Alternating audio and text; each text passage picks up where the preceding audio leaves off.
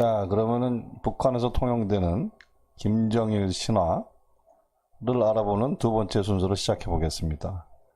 미알 마이어스 책에 나오는 그 김정일의 신화된 인생 그 스토리 그 본문을 읽어 나갑니다. 1990년대 초에 소련은 총 한 방 쏘아보지 못한 채 제국주의 세력에 굴복했다. 이에 대담해진 무이제는 조선식 사회주의를 무너뜨리려는 음모에 속도를 냈고 존재하지도 않는 핵 문제를 공화국을 질식시키려는 제재 조치의 구실로 이용했다. 미제국주의죠. 미국 제국주의. 그래서 1990년대 초에 소련이 무너지잖아요. 그 사회주의의 종주국이 제일 큰 나라가. 그러면서 이제 이 소련이 무너지면서 북한은 대단한 타격을 받죠. 한국 전쟁을 치르면서 이미 비극을 맛봤기 때문에 더 이상 비극이 없어야 되는데 이런 식으로 가르치기 때문에 굉장히 위험하다는 거죠. 91년에 김정일이 조선인민군 최고사령관 지위에 올랐고, 그래서 김정일은 군대를 규합한 후 확고한 결의를 보였고, 동시에 전 세계의 외교 전사들을 급파해 조선은 절대 물러설 뜻이 없음을 분명히 밝혔다. 그러니까 사회주의 종주국이 무너지면서 사실은 공산권 전체가 요동을 쳤는데, 북한은 김정일이 있어가지고 김정일이 이렇게 의지를 보여서 문제가 없었다, 이런 식으로 선전을 한다는 거죠. 자, 계속 읽어보겠습니다. 1994년 7월 김일성의 사망으로 전국토는 비탄의 바다에 잠겼다. 김일성이 사망하죠. 이때 아들의 가슴은 찢어질 듯 했지만 그는 꿋꿋하게 인민들에게 자신의 슬픔을 내보이지 않았다. 다시 미제는 이번에도 기회를 봤다. 그들은 오만하게도 김일성이 없는 공화국은 오래 버티지 못할 것이라고 판단하고는 조선식 사회주의를 진문계리는 책동을 강화했다. 설상가상으로 자연재해까지 겹쳐 작물수에게 연이어 치명타를 안겼다. 빨간 글자 두 줄의 의미는 뭐냐면요. 그 기근사태 사람이 수십만 명이 굶어 죽은 그 기근사태의 책임을 이 두 가지로 이렇게 설정을 하는 거예요. 미국이 북한을 죽이려고 책동을 시작했다. 게다가 두 번째 이유로서 자연재해까지 겹쳐서 기아가 발생한 것이다. 김정일의 책임이 아니다. 이런 식으로 넘어가는 거죠.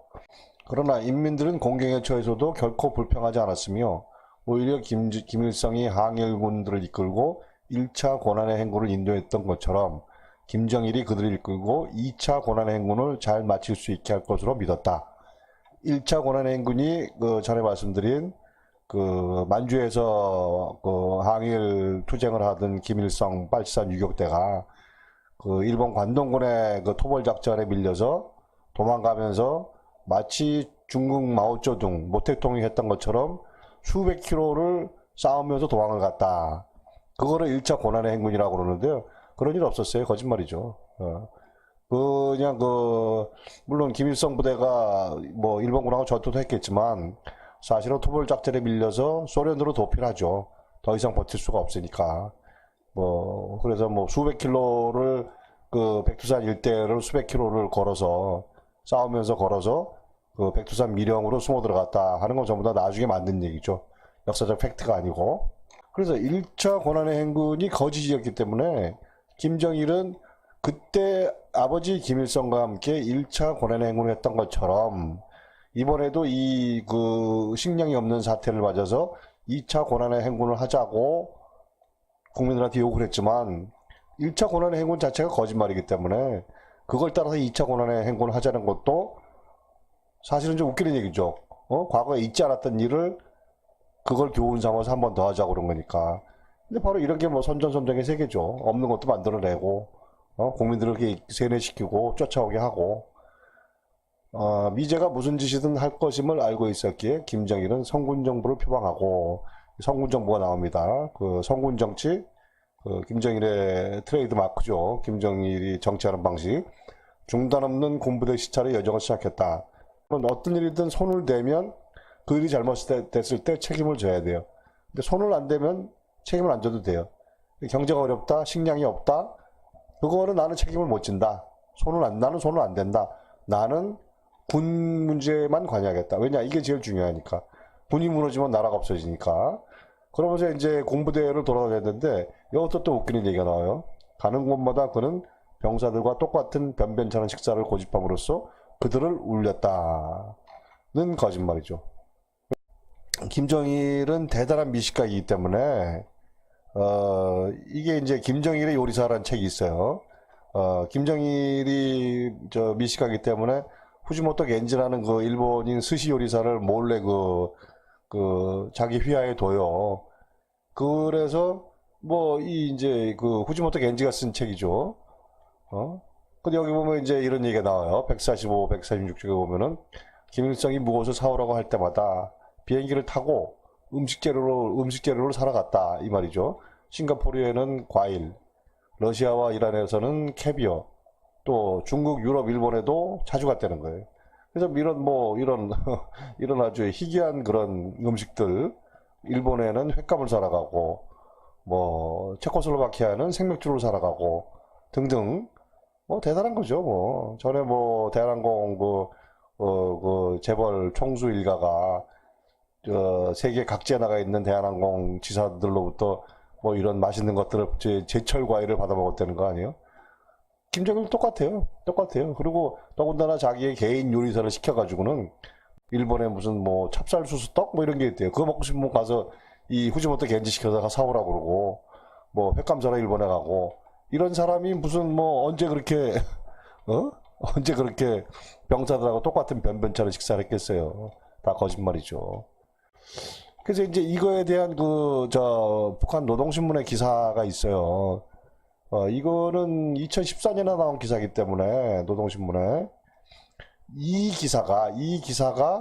김정일이 전방 군부대 시찰을 하면서 그 형편없는 음식을 병사들과 똑같이 먹었다 하는 그런 논의의 시작인지 모르겠는데요.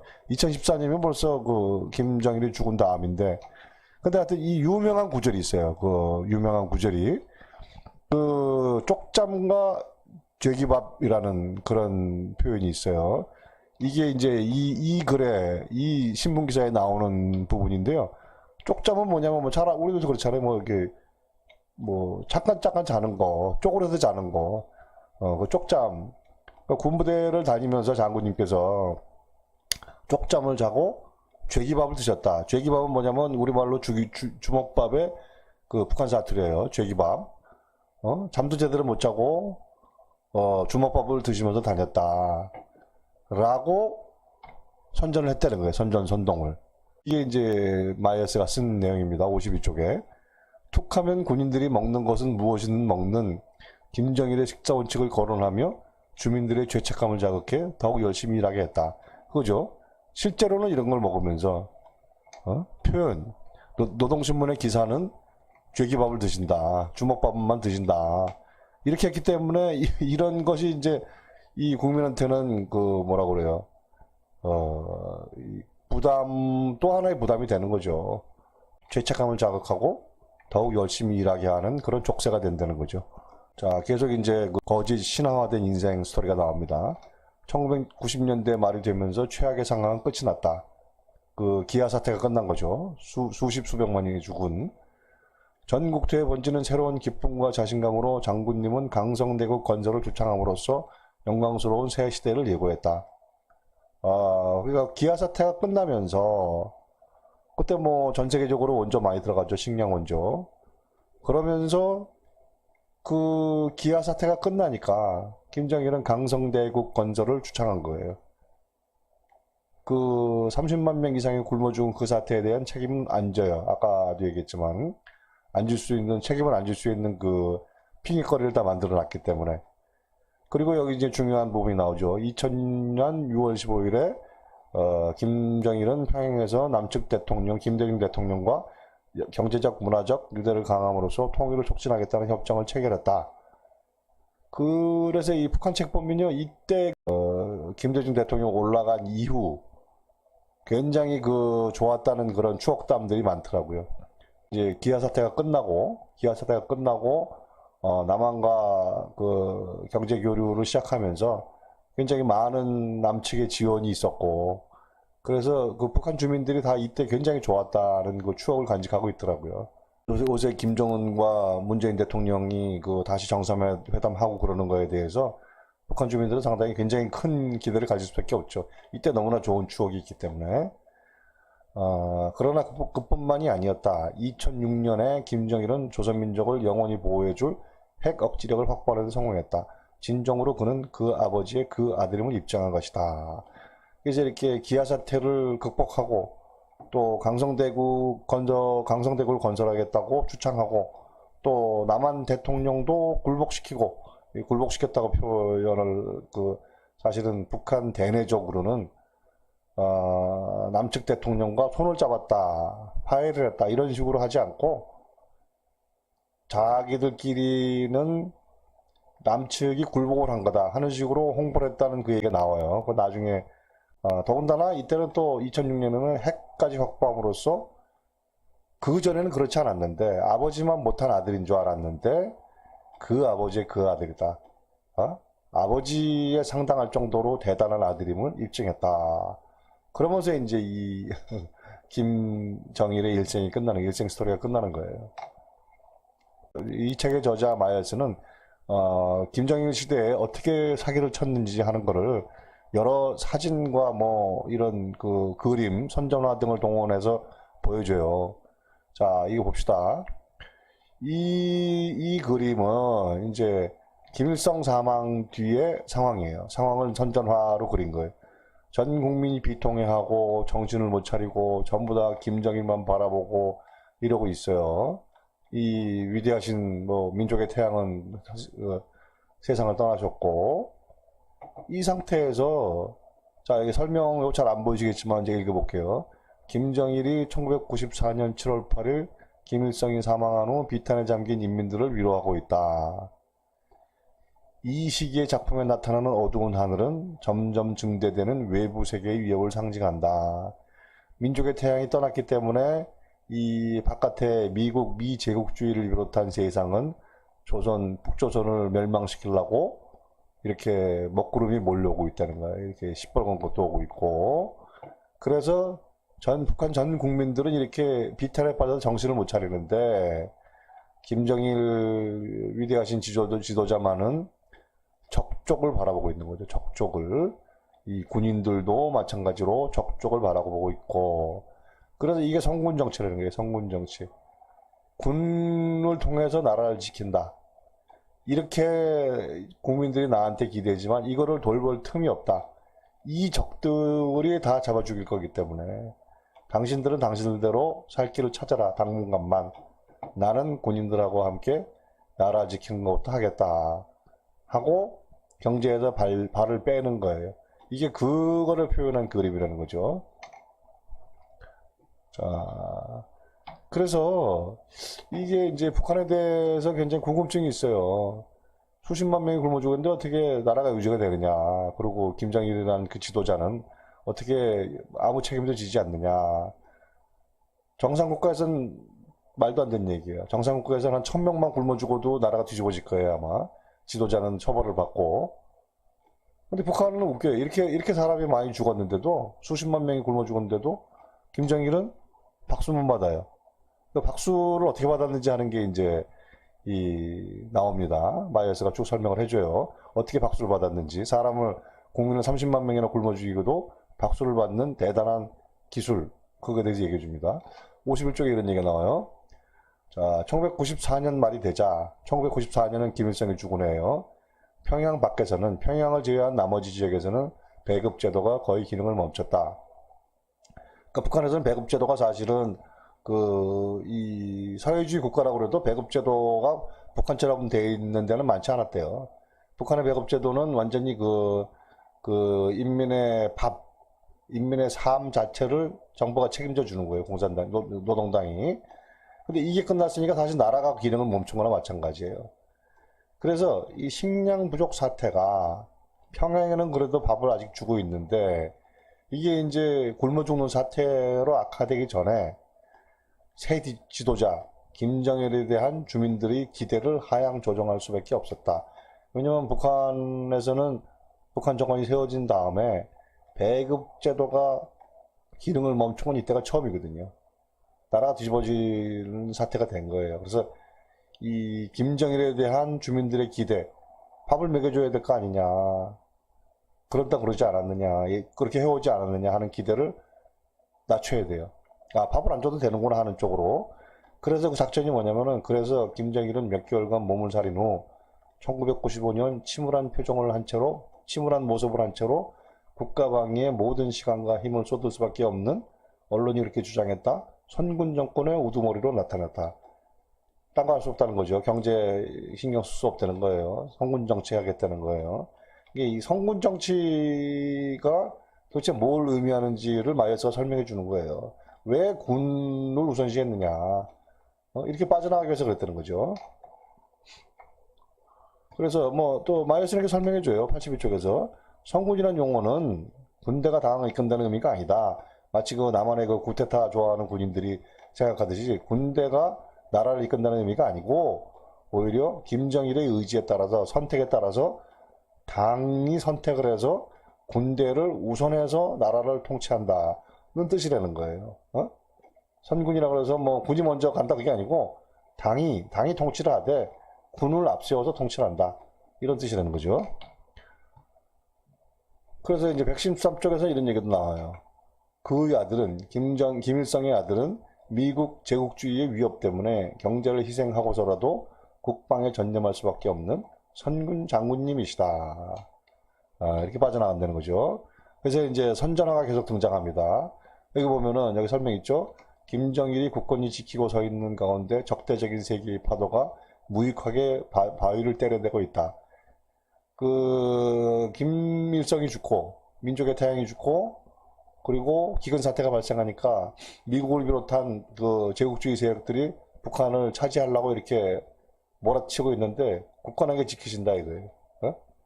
쳐다보지도 않고, 유일하게 지키시는 분이라 이게 군과 함께. 이런 선전하고, 또 54쪽에 이런 얘기가 나와요. 그러니까 이게 이제 기근 사태에 대한 북한 정권의 대처를 보여주는 거죠. 북한 정권은 전체적인 식량 부족 정도를 인정하지도 않았고, 식량 부족 인정도 안 했다는 거예요. 기근, 굶어 죽는 거, 그런 말 자체도 전혀 사용하지 않았다. 그러니까 이거 언급 자체가 없었다는 거예요. 경제 붕괴에 대한 김정일의 책임은 언급조차 되지 않았다. 대신 그것을 경제적 어려움이라 표현하며 기상 악화와 미국의 제재 조치, 게으른 중간급 간부들에게 책임을 떠넘겼다. 세 가지로 넘겼다는 거죠. 날씨 안 좋은 거, 날씨 안 좋아서 쌀 농사 안 되는 거, 농사 안 되는 거 어떡하느냐. 그리고 미국의 흉계가 있는 거다, 우리를 죽이려는. 그리고 김정일이 게으른 게 아니고 간부들, 중간급 간부들이 게으른 거다. 책임을 떠넘겼다. 그러니까 이거 뭐 저희 잘 알잖아요. 그 왕은 책임지지 않아요. 왕은 뭐 저희가 뭐 박근혜 왕 그때 경험이 있어서 알지만은 왕은 책임을 지지 않아요. 그리고 오히려 그 밑에 중간급 간부 책임자들한테 책임을 지는 거죠. 일본 히로히토 전황도 전쟁에 졌지만 법정에 안 섰어요. 그죠? 당연히 그 밑에 그 대신들, 장관들, 이런 사람들이, 총리 이런 사람들이 책임을 지는 겁니다. 이게 뭐 왕정의 특징이죠. 또 54쪽에 이런 얘기도 나와요.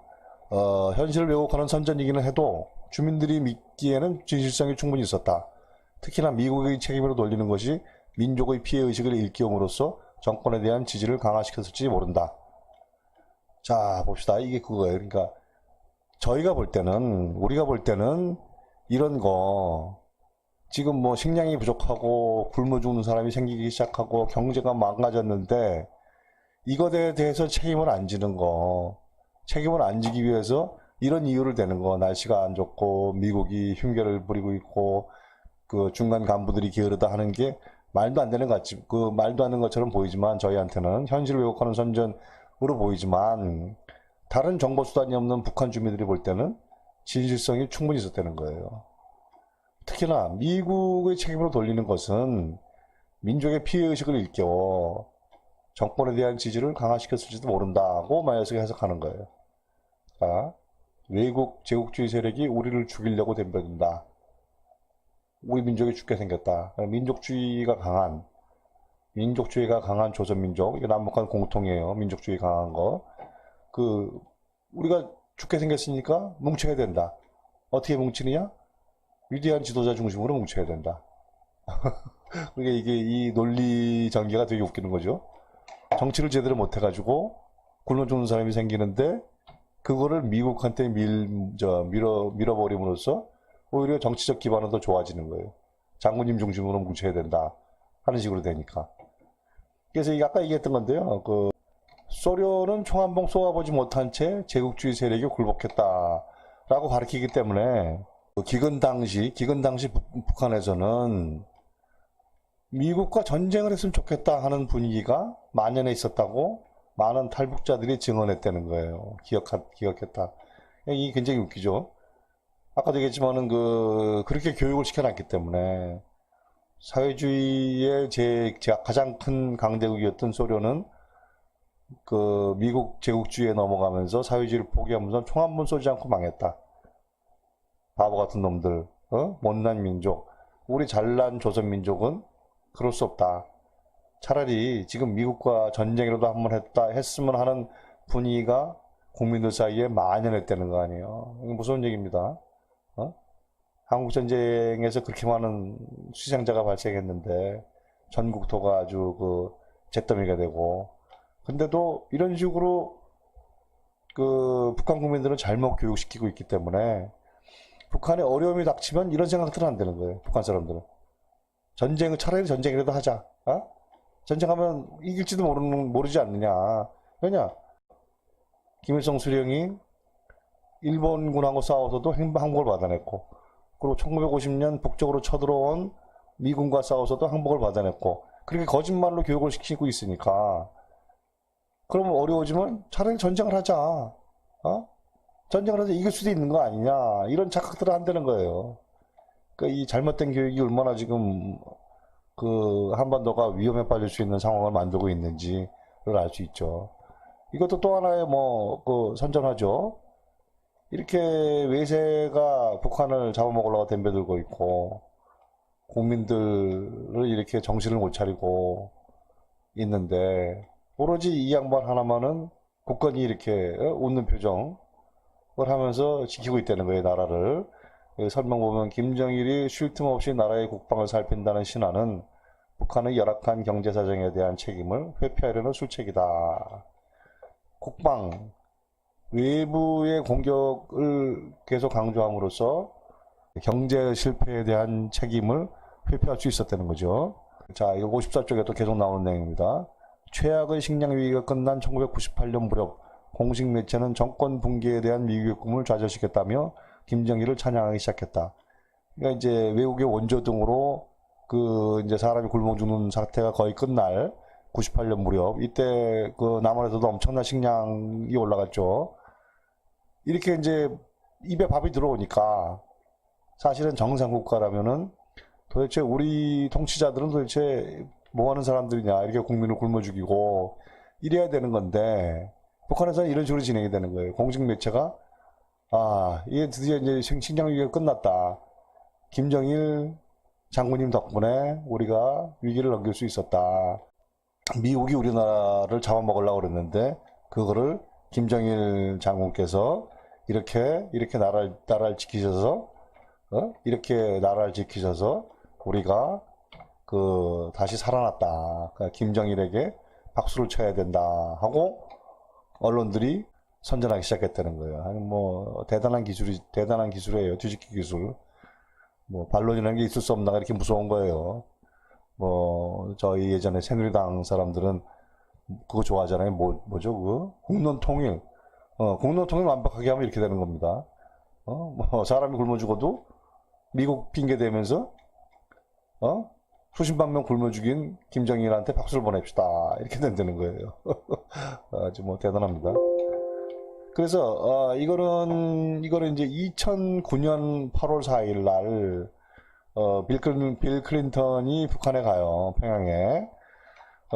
그래서 이제 이런 사진을 찍는데, 빌 클린턴은 잘 알려져 있듯이 1994년도에 북한을 실제로 공격하기 직전까지 갔던 사람이에요. 근데 이제 클린턴이 이제 대통령을 끝내고 평양을 방문한 거죠. 이런 사진을 찍는 거예요. 이 사진에서 볼 중요한 포인트는 두 가지입니다. 하나는 이 배경을 보세요. 배경. 엄청난 파도가 지금 북한을 집어삼키려고 그래요.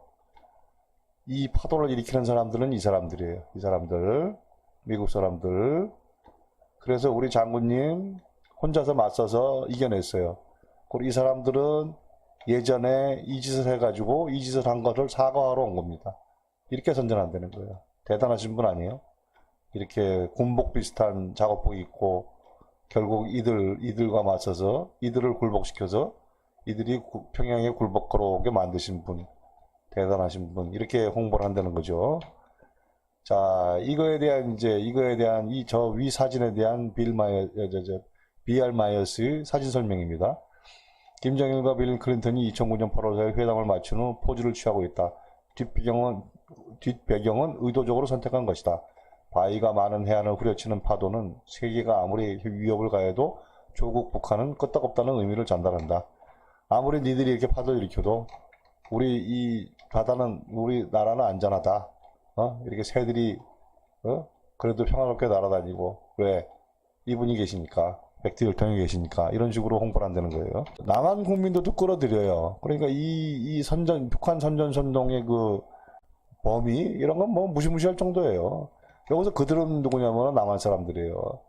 남한 사람들의 변형은 김정일의 성군 정책 덕분이라고 교묘하게 주장하기 시작했다는 거예요.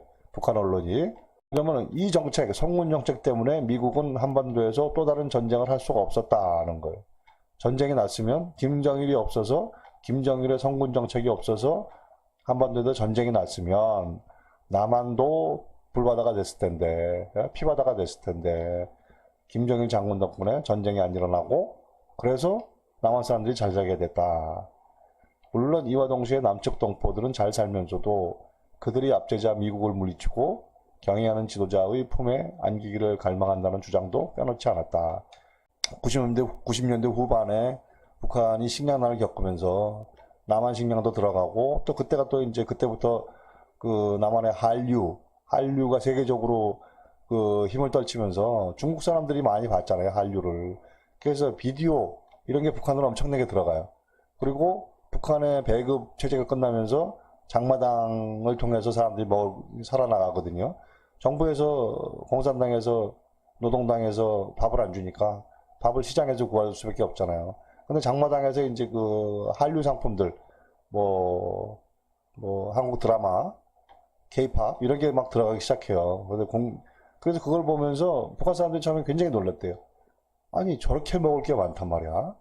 사실 한국 방송 먹는 거 많잖아요. 자기들은 뭐 지금 굶어 죽게 생겼는데 한국 사람들은 뭐 먹는 것도 엄청나게 먹어야 되고 뭐 식재료도 말도 못하게 다양하고 그래서 놀랬는데 어느 순간엔 그게 저게 그러니까 거짓말로 방송을 보여주는 게 아니고 진짜구나 하는 거를 북한 사람들이 깨닫게 돼요. 자동적으로 깨닫게 되는 거죠. 그러니까 이제 그거를 어떻게 이런 식으로 그거를 또 거짓말을 했다는 거예요. 그래, 나만 잘 산다. 우리보다 잘 산다. 하지만 그거 잘 살게 된 거를 김정일 장군이 덕분이라고 남한 사람들도 알고 있다. 그 경애하는 지도자 김정일의 품에 안기기를 갈망하고 있다고 북한 국민들을 가르쳤다는 거예요. 뒤집어치기 기술이 대단해요. 근데 하여튼 뭐 이런 얘기를 하고 싶어요. 사실 그동안 그 남북 정상회담은 모두 김정일이 했잖아요. 그 김대중 대통령하고 노무현 대통령하고 그 김정일이 했는데 김정일 때는 항상 이런 식으로 그 온갖 선전선동을 하면서 거짓말을 한 거예요. 그러면서 정권을 유지하고 주민들은 굶어 죽으면서도 박수치고 김정일이 잘한다고. 이 모든 거짓 선진선동이 김정일 시대에 일어난 일인데 신화된 김정일의 일생에 대한 거를 모든 북한 주민들이 특히 나이 든 세대들은 그냥 그대로 갖고 있는 거예요. 그래서 김정은 시대는 좀 달라져야 할 텐데 라는 희망을 품어보면서 김정일의 그 신화된 거짓으로 점철된 인생 이야기 이것으로 마치겠습니다. 그럼 다음에는 예고한 대로 오늘도 일부 얘기가 나왔지만은 남한에 대해서 도대체 특히 이 남북 정상회담에 대해서 북한 당국이 어떻게 거짓 선전선동을 했는지, 그리고 공식적인 매체에 보도하는 별도로 어떻게 별동대를 동원해서 김대중 노무현 대통령이 우리랑 화해 협력하자고 온 게 아니고 항복하러 온 거다. 그리고 와서도 김정일한테 질려서 어버버버 하다가 다 도장 찍고 가서 후회를 했다. 내려가면서 남한으로 내려가면서 아이고 우리가 크게 잘못했다. 라고 거짓 선전선동을 했다는 그런 기록들이 있어요. 그거를 이 마이어스가 책에서 얘기해 줍니다. 그 부분을 좀 다음 편에 얘기해 보겠습니다. 고맙습니다.